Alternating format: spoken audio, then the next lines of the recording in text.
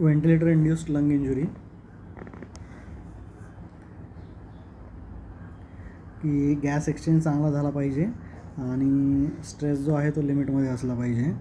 तर ARDS कसा वाढतो, पहिल्यांदा इन्फ्लेमेशन होतं, एडेमा होतं, वेट वाढतं, मग कंप्रेशन अटेलेक्टॅसिस होतं आणि मेकॅनिकल ट्रॉमामुळे, मेकॅनिकल पॉवरमुळे पण हे वाढतच जातं.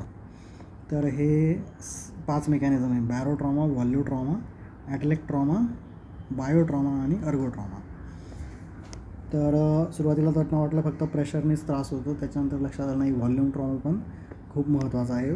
मागच्या चॅप्टरमध्ये आपण बघितलं की ॲटलेक ट्रॉमा पेक्षा व्हॉल्यू ट्रॉमा ऑक्सिजनेशन चांगलं आहे, परंतु इन्फ्लेमेशन त्याच्यात जास्त आहे आणि हिमोडायनॅमिक इफेक्ट पण व्हॉल्यू ट्रॉमामध्ये जास्त आहे.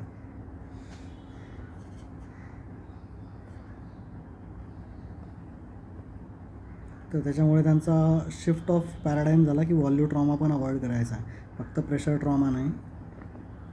तर scaling of tidal volume to कंप्लायन्सवर सेट करायचा.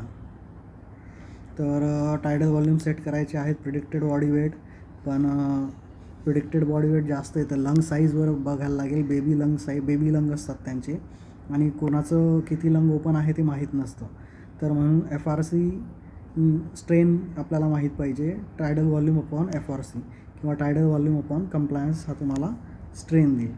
तर या ग्राफमध्ये जसं तुम्ही पीप वाढवला तसं तुमचं ड्रायव्हिंग प्रेशर कमी होत आहे. ड्रायव्हिंग प्रेशर सेम आहे तर पीप वाढवून काही उपयोग नाही आहे. जिथं सगळ्यात कमी ड्रायव्हिंग प्रेशर आलं ते पीप तुम्ही सेट करायचं, तिथे तुमचा मॉर्टॅलिटी बेनिफिट सगळ्यात जास्त आहे.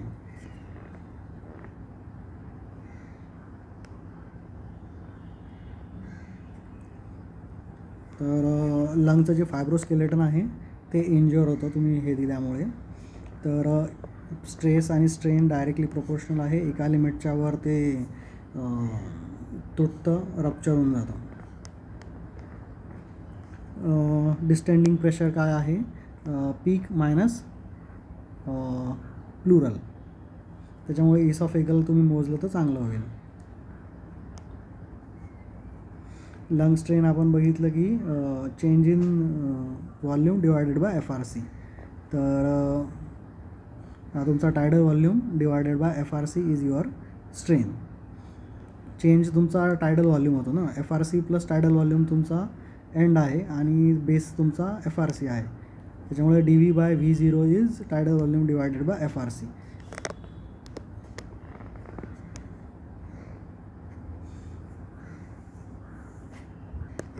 तर injurious stress is baro trauma, injurious strain is volu trauma. दोघे एकमेकांना प्रोपोर्शनल आहे आणि K हा तुमचा लंग इलास्टन्स आहे. पिगमध्ये 6 सेंटीमीटर आहे, ह्युमन्समध्ये 13.5 सेंटीमीटर आहे. नंतर अर्गो ट्रॉमा म्हणजे मेकॅनिकल व्हेंटिलेटर जितकं जास्त तुमच्या लंगवर काम करतो तितकं जास्त इंजुरी होते. तर तितकी जास्त मेकॅनिकल एनर्जी तुमच्यामध्ये ट्रान्सफर होते. तर हे तुमचं रेझिस्टन्स वर्क आहे, हे इलास्टन्स वर्क आहे आणि हे उरलेलं सगळं मेकॅनिकल वर्क आहे. तर मेकॅनिकल वर्क तुमचं कशाने कॅल्क्युलेट होईल, pressure, volume, flow, even RR आणि पीप या सर्वांमुळे इंजुरी होते.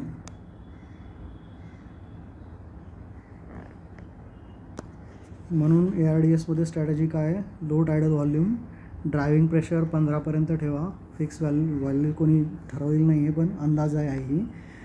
प्लॅटो प्रेशर 25 ते 30, पीप कमीत कमी ठेवा, RR कमीत कमी ठेवा की pH 7.25च्या वर राहील, सॅच्युरेशन 88 to 92 टार्गेट करा बस.